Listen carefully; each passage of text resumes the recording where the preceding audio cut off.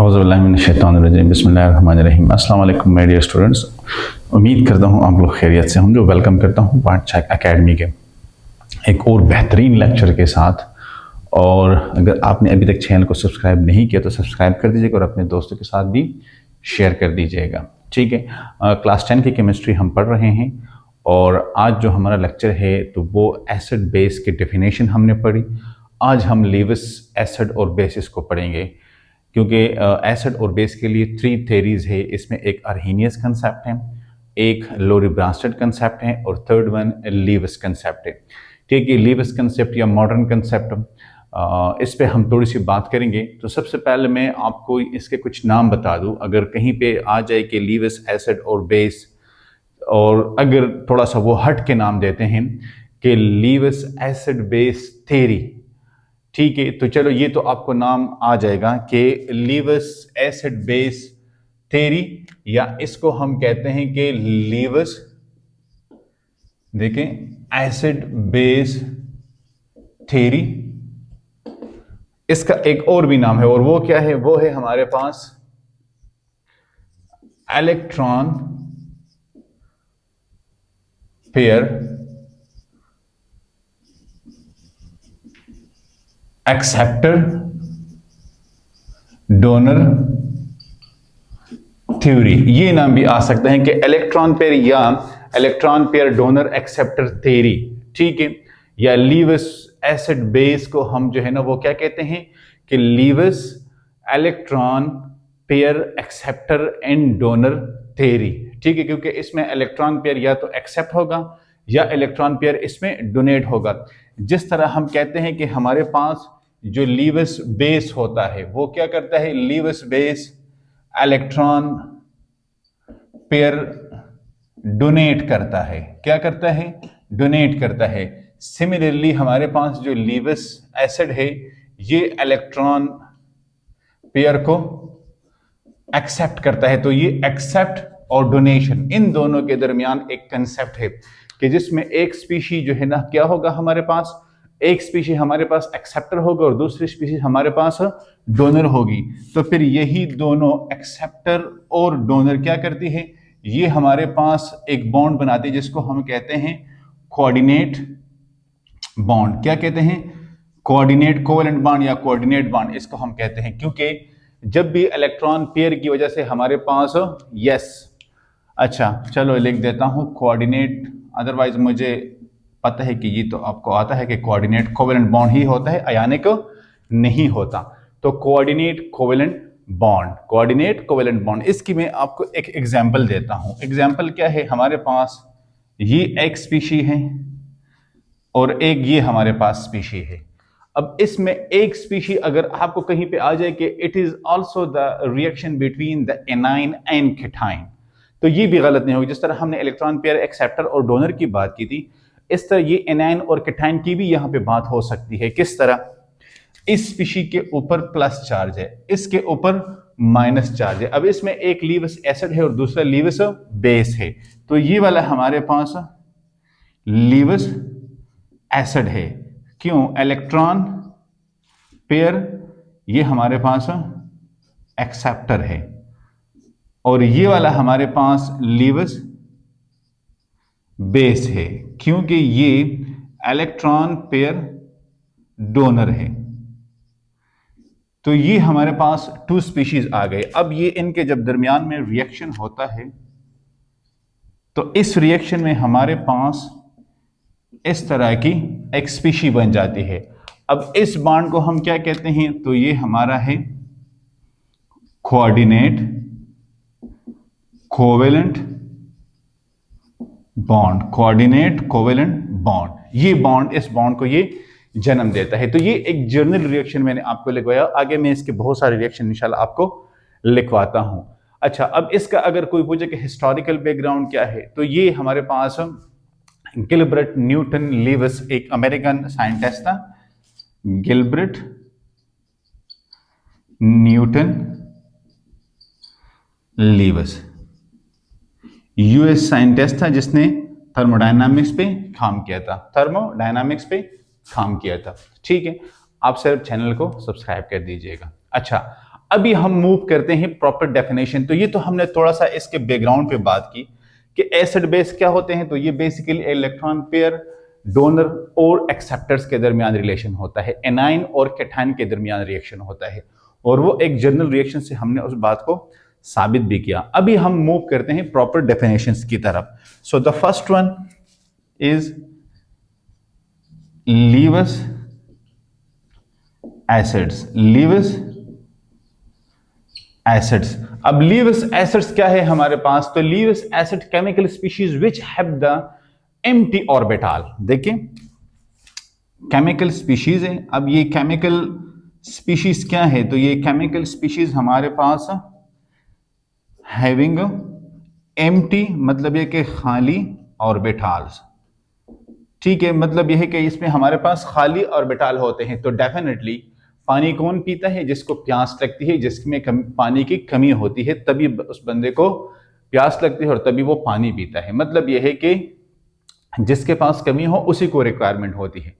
अब इसमें empty orbital है, खाली ऑर्बिटल है, तो डेफिनेटली फिर ये क्या करेगा? इसको इलेक्ट्रॉन की जरूरत होगी। तो हम यहां पे लिख लेंगे कि एंड एबल या हैविंग एबिलिटी टू एक्सेप्ट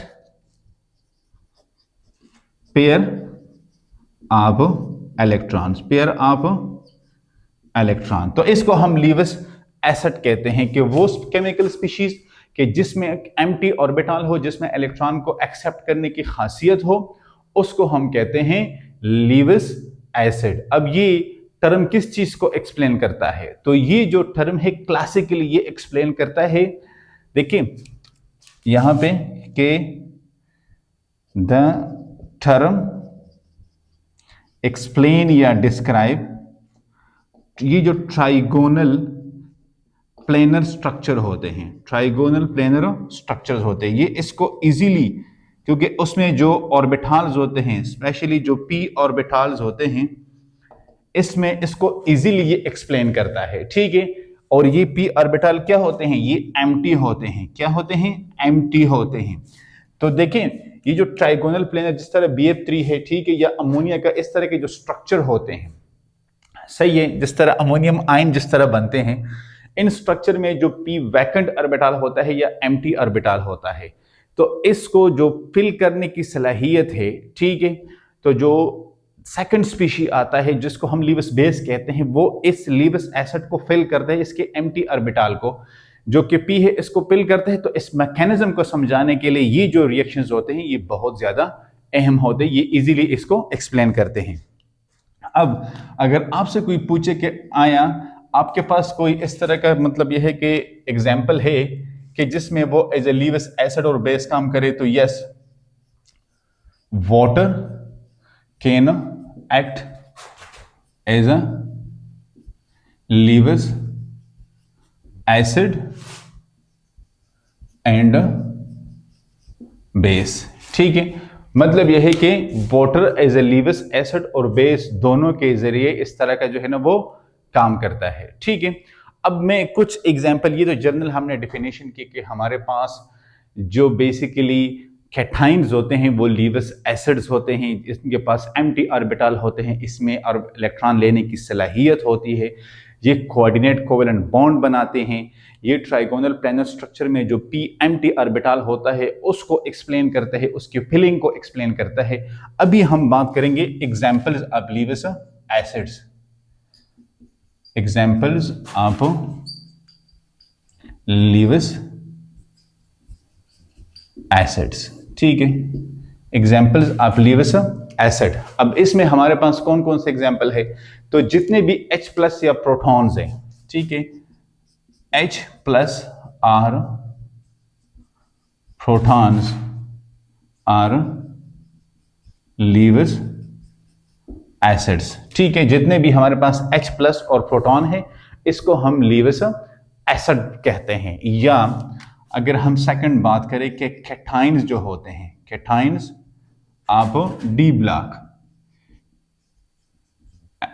ठीक है, तो ये भी हमारे पास लीविस एसिड्स होते हैं। जितने भी कैटाइन्स है डी ब्लॉक के वो हमारे पास लीविस एसिड्स होते हैं। आपने ये डी ब्लॉक लाजिमी याद रखना है।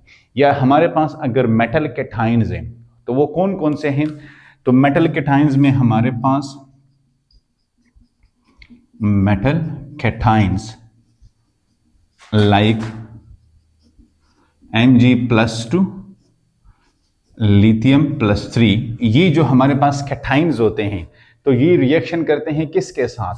यस, रिएक्ट विद H2O, ये react with H2O and act as a ligand, ये एज अ लिगेंड काम करते हैं। ठीक है, जो पेयर जो अटैच्ड होता है उसको हम लिगेंड कहते हैं।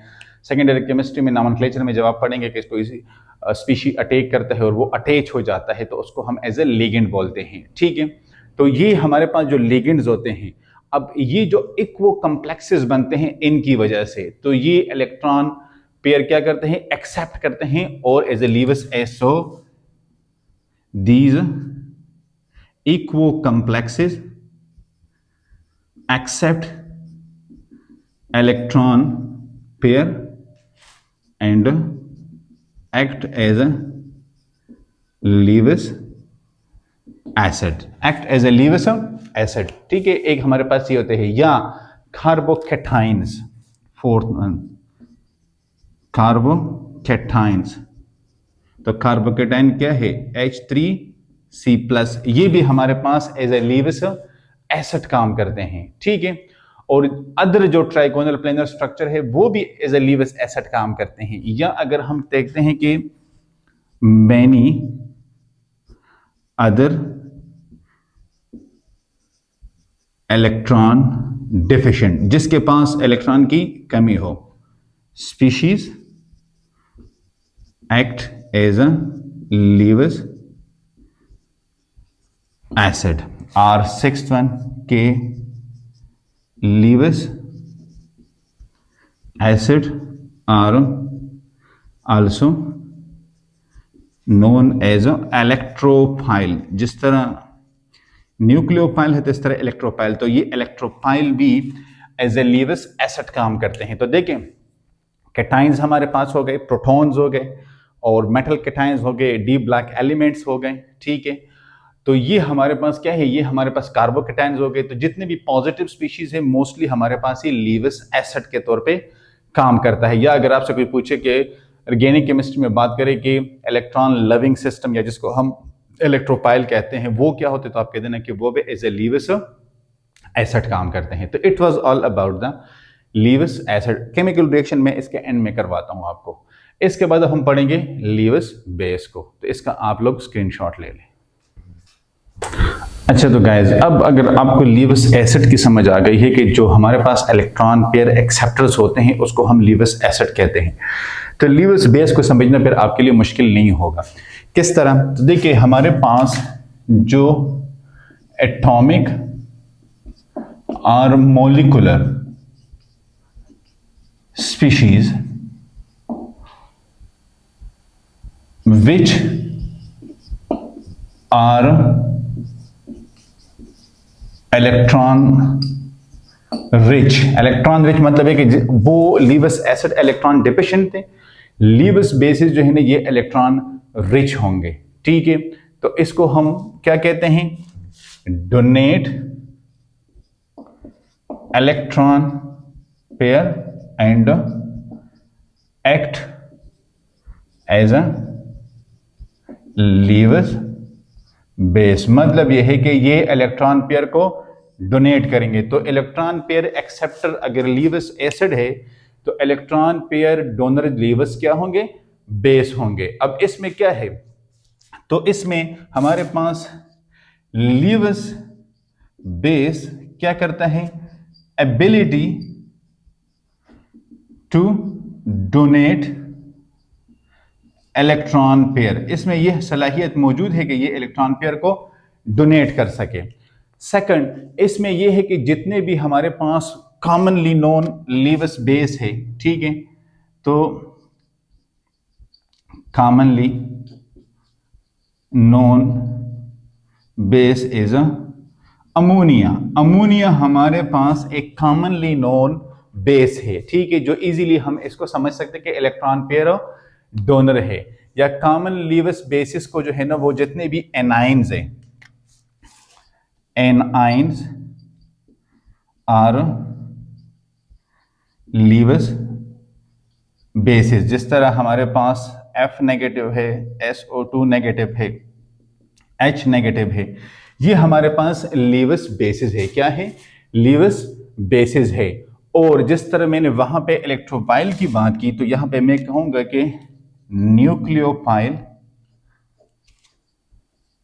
Are लीवस basis. वहां पे इलेक्ट्रोफाइल था तो यहां पे न्यूक्लियोफाइल है। तो अगर एमसीक्यूज में आ जाए कि dash known as Lewis base, electrophile, nucleophile और दो और साथ में ऑप्शन दिए हैं, तो आपका ऑप्शन होना चाहिए कि न्यूक्लियोफाइल। अब dash are consider as Lewis acid, तो फिर आपका आंसर होना चाहिए इलेक्ट्रोफाइल। इसलिए मैंने ये आपको मतलब साथ में बता दिए। अब इसके बाद हम चलते हैं इनकी एग्जाम्पल्स में। जिस तरह हमने वहां पे एग्जाम्पल किए थे, यहां पे भी हम कहते हैं कि examples of Lewis bases, examples of Lewis bases. तो इसमें हमारे पास पायरिडीन है एंड पायरिडीन डेरिवेटिव्स हैं। The number 1 pyridine and their derivatives, ठीक है। एक ये हमारे पास लीवस बेसिस है। सेकंड हमारे पास जो ऑक्सीजन है, सल्फर है, सेलेनियम है, टेलीरियम है। सेकंड ऑक्सीजन, सल्फर, सेलेनियम, टेलीरियम, ठीक है। ये हमारे पास जितने भी मतलब ये है कि मॉलिक्यूल्स है, एलिमेंट्स है, तो ये सारे कहां से हैं? ये सारे हैं ग्रुप 16 से। और इनका जो ऑक्सीडेशन स्टेट है वो क्या है? इसका जो ऑक्सीडेशन स्टेट है वो है हमारे पास -2। तो ये भी हमारे पास लीवस बेसिस है। क्या है? लीवस बेसिस है। और we can say on third number के OH नेगेटिव, ठीक है, F नेगेटिव, H2O, क्योंकि H2O दोनों है, एज ए लीवस एसिड और बेस दोनों काम करता है। ROH है, NH3 है, H नेगेटिव है। ये सारे हमारे पास क्या है? यस, ये सारे हमारे पास लीवस बेस है। ये क्या है? सारे हमारे पास लीवस बेसिस है, ठीक है। और इसके अलावा all electron rich system act as a Lewis base, as a Lewis base. वहां पे हमने लीवस एसिड के में वहां पे हमने बात की थी कि इलेक्ट्रॉन डिफिशिएंट सिस्टम। यहां पे हम बात करेंगे इलेक्ट्रॉन रिच सिस्टम। तो ये सारे हमारे पास क्या होते हैं? ये सारे हमारे पास लीवस बेसिस हैं। क्या है? लीवस बेसिस है। अब अगर हम यहां पे बात करें कि चलो आप इसका स्क्रीनशॉट ले लें, इसके बाद देखिए लीवस बेसिस का तो इलेक्ट्रॉन पेयर डोनर, ठीक है, जो इलेक्ट्रॉन पेयर को डोनेट कर सकता है। तो डोनेट तभी करेगी जब ये इलेक्ट्रॉन रिच होगा, इसके पास एक्स्ट्रा इलेक्ट्रॉन होंगे, इसकी जरूरत से ज्यादा इलेक्ट्रॉन होंगे, तो ये उसको डोनेट कर सकता है, ठीक है। लेट्स सपोज आपने पानी जो है ना वो ग्लास उठा लिया, आपने आधा गिलास पी लिया और आधा गिलास आपने फेंक दिया। आप तब फेंकेंगे जब आपकी अपनी कैपेसिटी फुल हो जाएगी। अब अगर आपको प्यास लगी है तो आधा गिलास पी के आप पानी को मतलब ये है कि इस तरह फेंक देंगे? No, never, it would never happen. लेकिन तब करेंगे जब आपकी कैपेसिटी फुल हो जाएगी। इसी तरह अगर हम खाना खाते हैं तो हमारी कैपेसिटी फुल हो जाती है, फिर बाकी खाना जो है ना वो हम छोड़ देते हैं, नहीं खाते। क्यों? हमारी कैपेसिटी फुल हो गई है, हम रिच हो गए हैं, ठीक है। तो बाकी हम किसी को डोनेट कर सकते हैं, we have that capacity, that ability. तो वो तब होता है जब आपकी अपनी कैपेसिटी, अपनी ज़रूरत आपकी पूरी हो जाती है। इसी तरह जो है ना जब इनकी अपनी ज़रूरत पूरी हो जाती है तो ये इलेक्ट्रॉन पेयर को डोनेट कर सकता है। अगर नहीं हुई होती तो ये पेयर नहीं कर सकते, इसलिए हम इसको इलेक्ट्रॉन रिच सिस्टम भी कहते हैं। और जितने भी न्यूक्लियोफाइल है, न्यूक्लियस लविंग है, वो सारे हमारे पास यस लीवस बेसिस है। तो इसका आप स्क्रीनशॉट ले लें, इसके बाद मैं आपको केमिकल रिएक्शंस करवाता हूं। अच्छा, अब देखिए chemical reaction of Lewis acid और बेसिस के इसके केमिकल रिएक्शन कौन से हैं। तो पहला रिएक्शन हम वाटर का करवाते हैं, द फर्स्ट वन, ठीक है, कि हमारे पास H आयन प्लस H2O, तो किस तरह रिएक्शन होता है।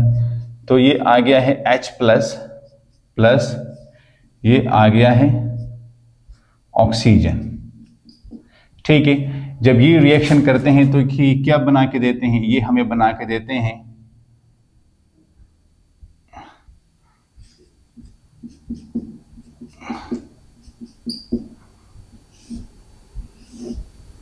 Hydronium ion. क्या बना के देता है, हाइड्रोनियम आयन बना के देता है, ठीक है। और इसके पास यहां पे अब एक पेयर इलेक्ट्रॉन है। आई समझ में बात। अब इसके पास कोई इलेक्ट्रॉन नहीं था, तो जब इसने इसके साथ बॉन्डिंग की है तो ये पूरा पेयर यहां पे डोनेट हुआ है।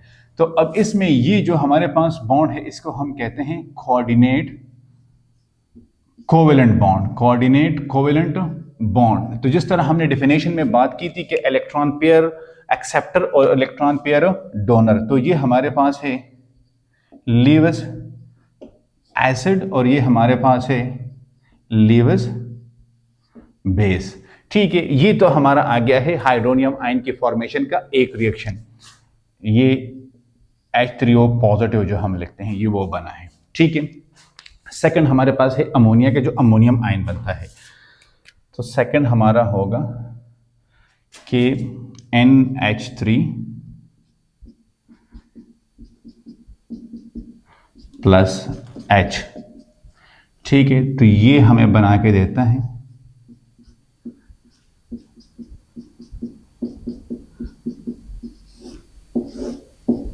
Ammonium ion NH4 positive. क्या, NH4 पॉजिटिव, ये हमें बना के देता है, ठीक है। अब यहां पे भी ये क्या है, ये एज ए लीविस बेस आया है और ये एज ए लीविस एसिड आया है, ठीक है। तो ये इनके दरमियान, और ये बना है NH4 प्लस, ठीक है, अमोनियम आयन। थर्ड रिएक्शन हमारा होगा किसका, यस, थर्ड रिएक्शन हम करेंगे अमोनिया का और सिल्वर का। NH3 प्लस सिल्वर आयन, तो ये होगा H प्लस Ag प्लस। तो ये रिएक्शन हमारा होगा HN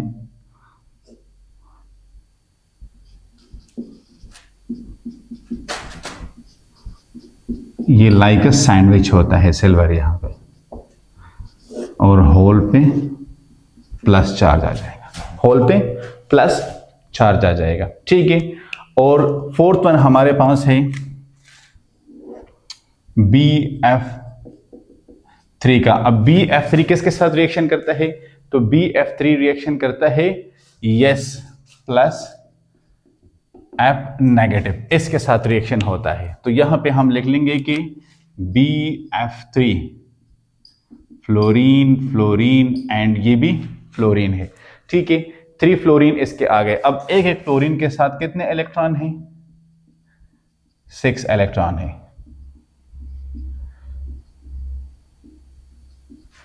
और प्लस यहां पे हम लिख देते हैं F नेगेटिव। तो अगर F नेगेटिव है तो ये 8 इलेक्ट्रॉन हो गए। क्या हो गए, 8 इलेक्ट्रॉन। तो इट मीन कि हर एक क्लोरीन के पास 7 इलेक्ट्रॉन है इस बॉन्डिंग केस में, लेकिन यहां पे ये सेपरेट है तो इसके पास 8 इलेक्ट्रॉन है। कितने हैं, 8 इलेक्ट्रॉन है। तो जब ये रिएक्शन करता है तो क्या बना के देता है, जब ये रिएक्शन करता है तो अब ये हमें बना के देगा क्या, BF4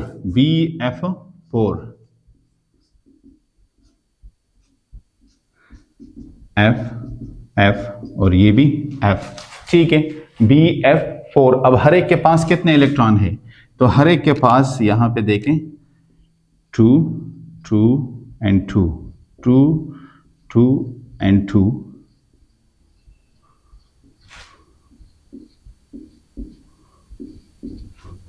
और एज अ होल इसके ऊपर आ जाएगा माइनस चार्ज। क्या आ जाएगा, माइनस चार्ज। तो हर एक में हमारे पास एक कोऑर्डिनेट बॉन्ड है। क्या है? एक कोऑर्डिनेट बॉन्ड है।